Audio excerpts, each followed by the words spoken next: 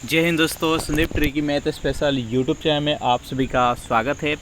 Bihar police constable नई भर्ती 2023 जिसमें टोटल पोस्ट है 21,391। इस पोस्ट के लिए बिहार पुलिस कांस्टेबल का क्वेश्चन बैंक देख रहे हैं, यानी बिहार पुलिस में प्रीवियस ईयर में जितने भी एग्ज़ाम हुआ है सभी का बारी बारी से डिस्कशन कर रहे हैं। इस वीडियो में 27 फरवरी 2022 को जो पेपर हुआ था उसका पेपर सोल्यूशन देखेंगे, तो इस वीडियो को अंत तक देखिएगा। इससे पहले 2 वीडियो अपलोड हो चुका है जिसमें 1 से लेकर 65 तक का प्रश्न देख चुके हैं। इसमें हम 66 से लेकर 100 तक का प्रश्न देखने वाले हैं। अगर वे दोनों वीडियो नहीं देखोगे तो उसके लिए प्लेलिस्ट बना दिए हैं, वहां से जाकर आप देख सकते हैं। वीडियो स्टार्ट करते हैं और चलते हैं हम प्रश्न की तरफ।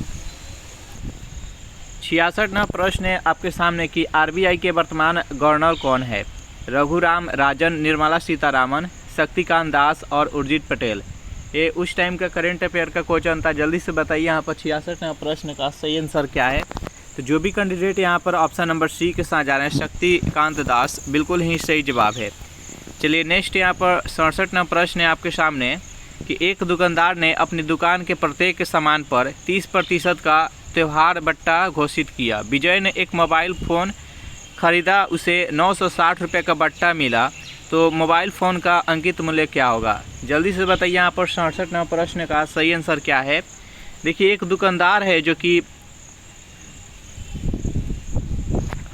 यहाँ पर डिस्काउंट दे रहा है त्यौहार के अवसर पर, उन्हें प्रत्येक सामान पर 30% का डिस्काउंट दे रहा है। यहाँ पर जो विजय है जो कि एक मोबाइल ख़रीदा है और उसको 960 रुपये का बट्टा मिला है। यहाँ पर तो वो 30% का बट्टा दे रहा है, लेकिन यहाँ पर रुपया पर कितना हो जा रहा है? तो रुपया में वो 960 रुपया हो जा रहा है। सबसे पहले हम 1% का मान ज्ञात करेंगे। जब 1% का मान ज्ञात हो जाएगा तो अंकित मूल्य आराम से ज्ञात हो जाएगा। अंकित मूल्य 100% के बराबर होता है। तो 1% का मान कितना हो जाएगा? तो इसको कट करते हैं तो 32 तिहाई 96, यानी 1% का मान यहाँ पर 32 रुपया हो गया। तो 100% का मान कितना होगा? तो 32 में 100 से गुना कर देंगे तो हो जाएगा 100% का मान, यानी अंकित मूल्य यहाँ पर निकल के आ जाएगा 3200 रुपये। नेक्स्ट यहाँ पर 68वां प्रश्न है आपके सामने, निम्नलिखित में से कौन सी नदी मुहाना यानी एक्चुअरी बनाती है? गंगा, गोदावरी, कृष्णा और नर्मदा। बताइए यहाँ पर 68वां प्रश्न का सही आंसर क्या है। निम्नलिखित में से कौन सी नदी मुहाना यानी एक्चुअरी बनाती है? 68वां प्रश्न का जो भी कैंडिडेट ऑप्शन नंबर डी के साथ जा रहे हैं, नर्मदा नदी, बिल्कुल ही सही जवाब है। देखिए जितने भी नदी पश्चिम से पूर्व दिशा में बहती है सभी के सभी डेल्टाई नदी होती है, यानी डेल्टा का निर्माण करती है। लेकिन जो पूर्व से पश्चिम दिशा में बहती है वो एचुअरी यानी मुहाना का निर्माण करती है। तो यहाँ पर जो नर्मदा नदी है जो पूर्व से पश्चिम दिशा में बहती है, ये मध्य प्रदेश के अमरकंटक से निकलती है और ये गुजरात होते हुए जाकर खंबात के खाड़ी में गिरती है। यह पश्चिम दिशा में बहती है। और नर्मदा नदी पर एक प्रपात है जिसका नाम हमेशा याद रखिएगा, धुआंधार जलप्रपात, जो कि मध्य प्रदेश के जबलपुर जिला में स्थित है। और यहाँ पर नर्मदा नदी को गुजरात का जीवन रेखा कहा जाता है। सबसे सीधा बहने वाली नदी कौन सी है? तो सबसे सीधा बहने वाली नदी है जो कि नर्मदा नदी है। और सबसे तीव्र गति से बहने वाली ये नदी भी है। ये विंध्याचल पर्वत इसके उत्तर में स्थित है और दक्षिण में सतपुरा पर्वत है, दोनों के मध्य में ये बहती है। यहाँ पर गंगा, गोदावरी या कृष्णा, तीनों के तीनों बंगाल के खाड़ी में जाकर गिरती है, तो इसको याद रखिएगा। चलिए नेक्स्ट यहाँ पर 69वां प्रश्न कि भारत के संप्रभु कौन है? प्रधानमंत्री, राष्ट्रपति, भारत के लोग और मंत्रिपरिषद। बताइए यहाँ पर 69वां प्रश्न का सही आंसर क्या है। 69वां प्रश्न का जो भी कैंडिडेट ऑप्शन नंबर सी के साथ जा रहे हैं, भारत के लोग, बिल्कुल ही सही जवाब है। आप प्रस्तावना पढ़े होंगे तो हम भारत के लोग, भारत के संपूर्ण प्रभुत्व संपन्न समाजवादी। यहाँ पर भारत के लोग है जो कि संप्रभु है भारत के। इसका राइट आंसर हो जाएगा ऑप्शन नंबर सी। 70वां प्रश्न है कि बिहार दिवस मनाया जाता है। चारों ऑप्शन देख लीजिए और बताइए यहाँ पर 70वां प्रश्न का सही आंसर क्या है। बिहार दिवस कब मनाया जाता है? तो प्रतिवर्ष बिहार दिवस 22 मार्च को मनाया जाता है। 22 मार्च को ही क्यों मनाया जाता है? तो 22 मार्च 1912 ईस्वी को बंगाल से बिहार अलग हुआ था, इसलिए 22 मार्च को हर वर्ष बिहार दिवस के रूप में मनाया जाता है। तो इसका राइट आंसर हो जाएगा ऑप्शन नंबर ए। नेक्स्ट यहाँ पर 71वां प्रश्न है आपके सामने, निम्न में से उपार्जित लक्षण है। नेत्र का रंग, त्वचा का रंग, शरीर का वजन और बालों की प्रकृति। बताइए यहाँ पर 71वां प्रश्न का सही आंसर क्या है? निम्न में से कौन सा है जो कि उपार्जित लक्षण है? यहाँ पर 71वां प्रश्न का जो भी कैंडिडेट ऑप्शन नंबर सी के साथ जा रहे हैं, यानी शरीर का वजन, यह एक उपार्जित लक्षण है, तो इसका राइट आंसर है ऑप्शन नंबर सी। यहाँ पर नेत्र का रंग, त्वचा का रंग और बालों का प्रकृति, ये तीनों का तीनों है जो कि प्राकृतिक लक्षण है। प्रकृति बोले या आनुवांशिक बोले, यह प्रकृति लक्षण है, लेकिन यहाँ पर जो शरीर का वजन है ये एक उपार्जित लक्षण है, तो इसका राइट आंसर है ऑप्शन नंबर सी। नेक्स्ट यहाँ पर 72वां प्रश्न है आपके सामने कि choose the correct answer to the question from the option date below. यहाँ पर क्वेश्चन है कि which festival is refer to the Tolstoy little girls wiser than man, Holi, Christmas, New Year और ईस्टर। बताइए यहाँ पर 72वां प्रश्न का सही आंसर क्या है? तो जो भी कैंडिडेट ऑप्शन नंबर डी के साथ जा रहा है ईस्टर, बिल्कुल ही सही जवाब है। नेक्स्ट यहाँ पर 73वां प्रश्न है आपके सामने कि तृतीय क्षेत्र में सम्मिलित गतिविधि नहीं है, व्यापार, यातायात, संदेश वाहन और पशुपालन। बताइए यहाँ पर 73वां प्रश्न का सही आंसर क्या है? तृतीय क्षेत्र में सम्मिलित गतिविधि कौन सा नहीं है? जल्दी से बताइए यहाँ पर 73वां प्रश्न का सही आंसर क्या है? तो 73वां प्रश्न का जो भी कैंडिडेट यहाँ पर ऑप्शन नंबर डी के साथ जा रहे हैं, पशुपालन, बिल्कुल सही जवाब है। पशुपालन है जो कि प्राथमिक क्षेत्र के अंतर्गत आता है, तो याद रखिएगा इसका राइट आंसर है ऑप्शन नंबर डी। प्राथमिक क्षेत्र में देखिए क्या क्या आता है, तो जिसके अंतर्गत कृषि हो, पशुपालन हो, वन मत्स्य पालन हो, खनन क्षेत्र हो, मुर्गी पालन हो, ये सभी के सभी प्राथमिक क्षेत्र के अंतर्गत आता है। अगर द्वितीय क्षेत्र की बात की जाए तो द्वितीय क्षेत्र के अंतर्गत आएगा उद्योग विनिर्माण क्षेत्र आता है, उद्योग विनिर्माण। और तृतीय क्षेत्र का अंतर्गत इसके अंतर्गत सेवा क्षेत्र आता है, अल्प विकसित। और यहाँ पर याद रखिएगा जो अल्प विकसित देश होता है उसके जीडीपी में सबसे अधिक जो योगदान होता है वो प्राथमिक क्षेत्र का होता है, और जो विकसित देश होता है उसके जो जीडीपी में सबसे अधिक योगदान होता है वह तृतीय क्षेत्र का होता है। और वर्तमान समय में भारत में जीडीपी में किसका योगदान सबसे अधिक है? तो सबसे अधिक जो योगदान है तृतीय क्षेत्र का है और 55% योगदान करता है। नेक्स्ट यहाँ पर 74वां प्रश्न है कि 100 साल पहले किस देश में नाजी पार्टी स्थापित हुई थी? फ्रांस, जर्मनी, इटली और रूस। बताइए यहाँ पर 74वां प्रश्न का सही आंसर क्या है? 100 साल पहले किस देश में नाजी पार्टी स्थापित हुई थी? तो 74वां प्रश्न का जो भी कैंडिडेट ऑप्शन नंबर बी के साथ जा रहा है, जर्मनी में, बिल्कुल ही सही जवाब है। इसका राइट आंसर है ऑप्शन नंबर बी। नेक्स्ट यहाँ पर 75वां प्रश्न कि भारत में सर्वाधिक क्षेत्र में फैले हुए वन कौन सा है? उष्णकटिबंधीय पर्णपाती वन, उष्णकटिबंधीय सदाबहार वन, पर्वतीय वन और मैंग्रोव वन। बताइए यहाँ पर 75वां प्रश्न का सही आंसर क्या है? भारत में सर्वाधिक क्षेत्र में फैले हुए कौन सा वन है? तो यहाँ पर 75वां प्रश्न का जो भी कैंडिडेट ऑप्शन नंबर ए के साथ जा रहे हैं, उष्णकटिबंधीय पर्णपाती वन सबसे अधिक फैला हुआ है, तो इसका राइट आंसर हो जाएगा ऑप्शन नंबर ए। नेक्स्ट यहाँ पर 76वां प्रश्न है आपके सामने, choose the correct option. Where was saint Kabir brought up in his early childhood days? Banarasi, Allahabad, Haridwar और अयोध्या। बताइए यहाँ पर 76वां प्रश्न का सही आंसर क्या है? अपना बचपन का जो जीवन था वह संत कबीर कहाँ बिताए थे? जल्दी से बताइए यहाँ पर 76वां प्रश्न का सही आंसर क्या है? तो 76वां प्रश्न का जो भी कैंडिडेट ऑप्शन नंबर ए के साथ जा रहा है यानी बनारस, बिल्कुल ही सही जवाब है। अपने बचपन का जीवन बनारस में ही बिताया था क्योंकि उसका जन्म ही बनारस में हुआ था। नेक्स्ट यहाँ पर 77वां प्रश्न है कि सुंदरी वृक्ष डैश में पाए जाते हैं? पर्वतीय वन में, मैंग्रोव वन, उष्णकटिबंधीय सदाबहार वन, उष्णकटिबंधीय पर्णपाती वन। बताइए यहाँ पर 77वां प्रश्न का सही आंसर क्या है? सुंदरी वृक्ष डैश में पाए जाते हैं। जल्दी से बताइए यहाँ पर 77वां प्रश्न का सही आंसर क्या है? तो जो सुंदरी वन है ये मैंग्रोव वन में पाए जाते हैं। जो भी कैंडिडेट यहाँ पर ऑप्शन नंबर बी के साथ जा रहे हैं, बिल्कुल ही सही जवाब है।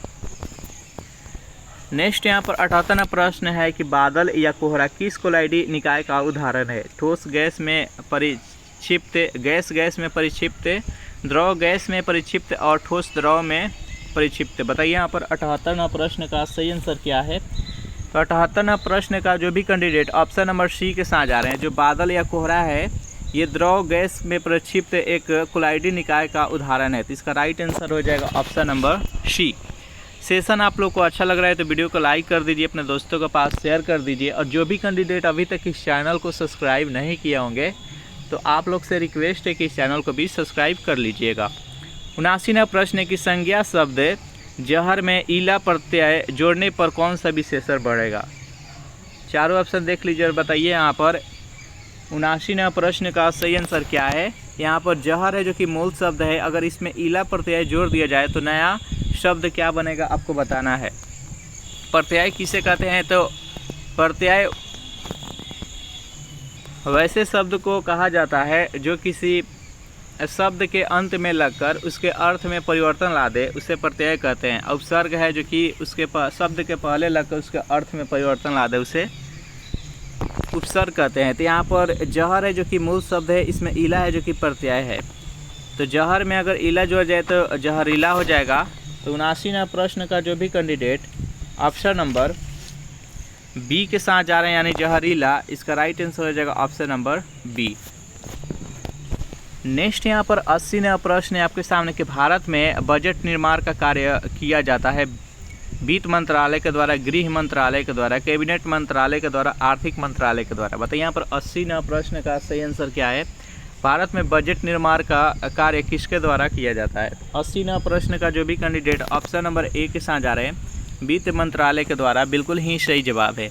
नेक्स्ट यहाँ पर 81वां प्रश्न है कि अक्षय यानी जिसको क्षय ना हो यानी नवीकरणीय ऊर्जा के स्रोत का उदाहरण इनमें से कौन सा है? कोयला, पेट्रोलियम, प्राकृतिक और सूर्य। बताइए यहाँ पर 81वां प्रश्न का सही आंसर क्या है?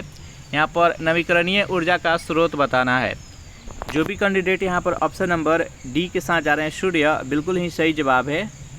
सौर ऊर्जा जो प्राप्त करते हैं ये एक नवीकरणीय ऊर्जा का स्रोत है। जैसे पवन ऊर्जा हो गया, सौर ऊर्जा हो गया, ये सभी के सभी नवीकरणीय ऊर्जा का स्रोत है। लेकिन यहाँ पर कोयला, पेट्रोलियम, प्राकृतिक गैस ये अनवीकरणीय ऊर्जा का स्रोत है।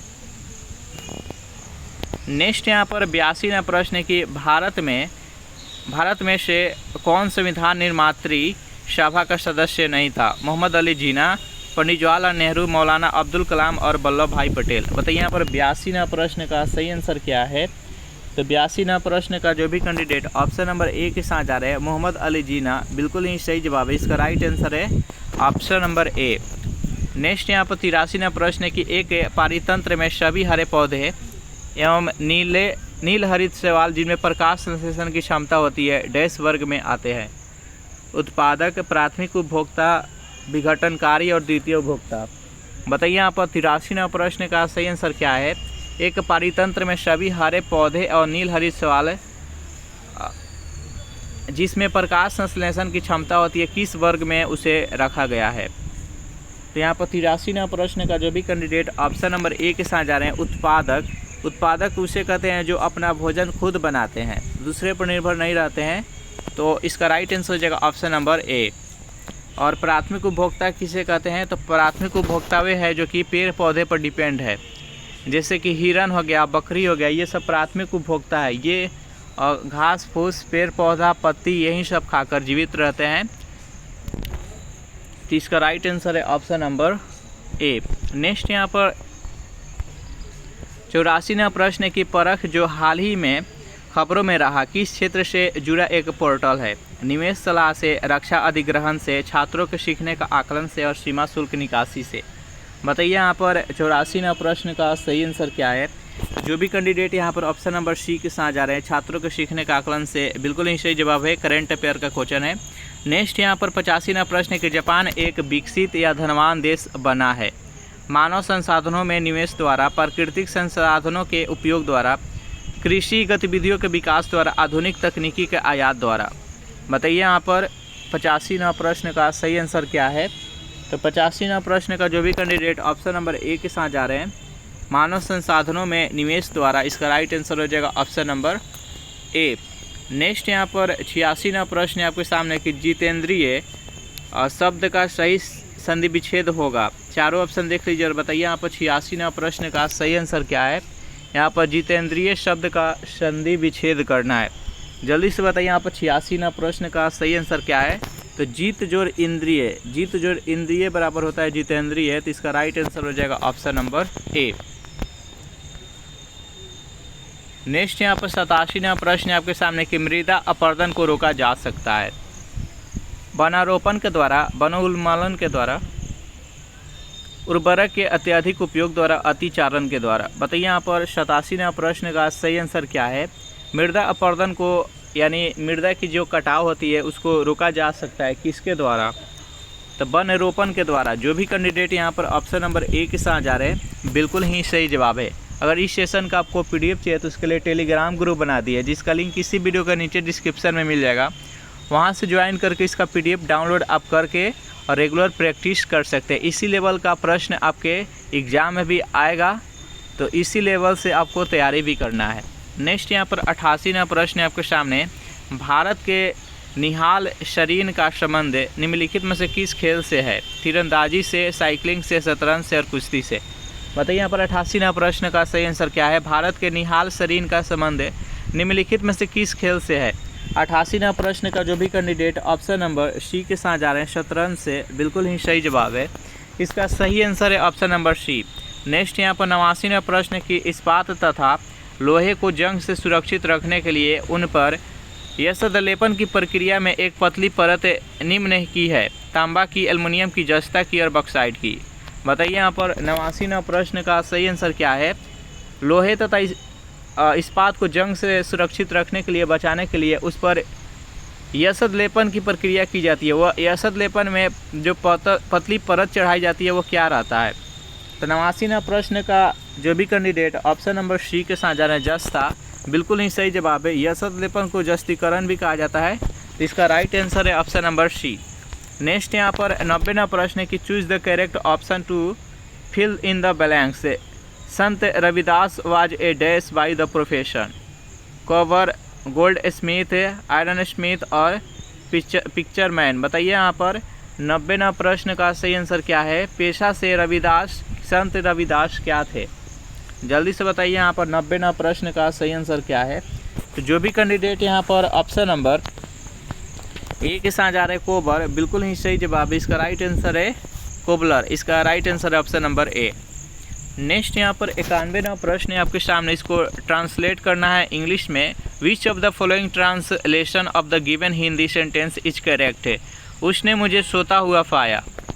बताइए इसका इंग्लिश से मीनिंग ट्रांसलेशन करना है, इंग्लिश में ट्रांसलेट जल्दी से कीजिए और इसका सही अर्थ बताइए। तो यहाँ पर 91वां प्रश्न का जो भी कैंडिडेट ऑप्शन नंबर ए के साथ जा रहे हैं, यानी ही फाउंड मी, यानी उसने मुझे पाया, स्लीपिंग यानी सोते हुए। इसका राइट आंसर है ऑप्शन नंबर ए, उसने मुझे सोते हुए पाया यानी ही फाउंड मी स्लीपिंग।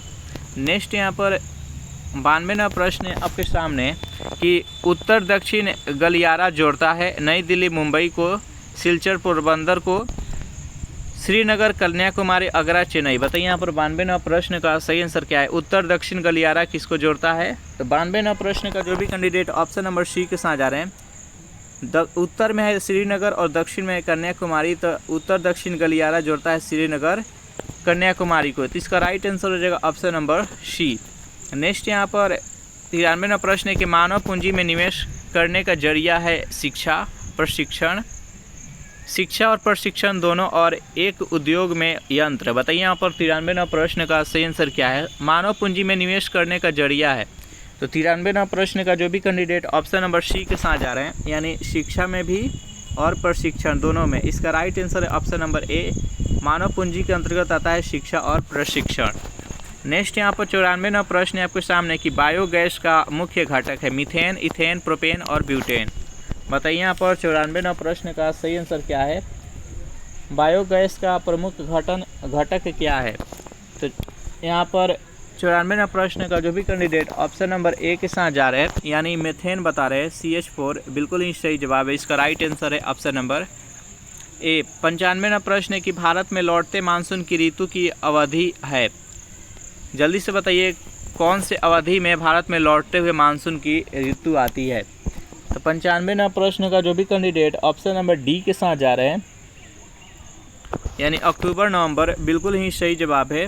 इसका राइट आंसर हो जाएगा ऑप्शन नंबर डी। नेक्स्ट यहाँ पर 96वां प्रश्न है कि 1917 में देश की पहली जूट मिल कहाँ स्थापित की गई थी? अहमदाबाद में, मुंबई में, कोलकाता, ग्वालियर में। बताइए यहाँ पर 96वां प्रश्न का सही आंसर क्या है? तो 96वां प्रश्न का जो भी कैंडिडेट यहाँ पर ऑप्शन नंबर सी के साथ जा रहे हैं, यानी कोलकाता में, बिल्कुल ही सही जवाब है। इसका राइट आंसर है ऑप्शन नंबर सी। 97वां प्रश्न है आपके सामने कि कर्नाटक में होने वाली ग्रीष्म ऋतु की वर्षा को कहते हैं। बताइए आम्र वर्षा, चाय वर्षा, मावट और काल वैशाखी। बताइए यहाँ पर 97वां प्रश्न का सही आंसर क्या है? तो 97वां प्रश्न का जो भी कैंडिडेट ऑप्शन नंबर बी के साथ जा रहे हैं, चाय वर्षा, बिल्कुल ही सही जवाब है। इसका राइट आंसर है ऑप्शन नंबर बी। नेक्स्ट यहाँ पर 98वां प्रश्न है कि सविनय अवज्ञा आंदोलन कब और किस यात्रा से शुरू हुआ था? बताइए यहाँ पर 98वां प्रश्न का सही आंसर क्या है? तो सविनय अवज्ञा आंदोलन कब? तो ये 1930 में शुरू हुआ था और किस यात्रा से? तो दांडी मार्च से। जो भी कैंडिडेट यहाँ पर ऑप्शन नंबर सी के साथ जा रहे हैं, बिल्कुल ही सही जवाब है। और इस आंदोलन का नेतृत्व किसने किया था? तो महात्मा गांधी ने। नेक्स्ट यहाँ पर 99वां प्रश्न है कि लेनिन का उत्तराधिकारी कौन था? चारों ऑप्शन देख लीजिए, जल्दी से बताइए इसका सही आंसर क्या है? लेनिन का उत्तराधिकारी कौन था? जल्दी से कमेंट कीजिए। तो जो भी कैंडिडेट यहाँ पर ऑप्शन नंबर सी के साथ स्टालिन, बिल्कुल ही सही जवाब है। इसका राइट आंसर हो जाएगा ऑप्शन नंबर सी। लेनिन का मृत्यु कब हुआ? तो लेनिन का मृत्यु 1924 ईस्वी में हो गया और इसका उत्तराधिकारी स्टालिन हुआ था। इसका राइट आंसर है सी। नेक्स्ट यहाँ पर 100वां प्रश्न है आपके सामने कि निम्न में से किस श्रेणी में भारत आता है? विकसित देश में, गरीब देश में, विकासशील देश में और अत्यधिक विकसित देश में। बताइए यहाँ पर 100वां प्रश्न का सही आंसर क्या है? भारत किस श्रेणी के अंतर्गत आता है? तो जो भी कैंडिडेट यहाँ पर ऑप्शन नंबर सी के साथ जा रहे हैं, विकसित देश, विकासशील देश, बिल्कुल ही सही जवाब। इसका राइट आंसर है ऑप्शन नंबर सी। इस प्रकार से 1 से लेकर 100 तक का प्रश्न हो गया। सेशन आप लोग को कैसा लगा जरूर कमेंट करके बताइएगा। सेशन आप लोग को अच्छा लगा हो तो वीडियो को लाइक कर दीजिए, अपने दोस्तों के पास शेयर कर दीजिए। जो भी कैंडिडेट अभी तक इस चैनल को सब्सक्राइब नहीं किए होंगे तो इस चैनल को भी सब्सक्राइब कर लीजिएगा। अगर इस सेशन का आपको पीडीएफ चाहिए तो उसके लिए टेलीग्राम ग्रुप बना दिया, जिसका लिंक इसी वीडियो के नीचे डिस्क्रिप्शन में मिल जाएगा, वहाँ से ज्वाइन कर इसका पीडीएफ डाउनलोड कर सकते हैं। Thanks for watching this video. मिलते हैं नेक्स्ट वीडियो में।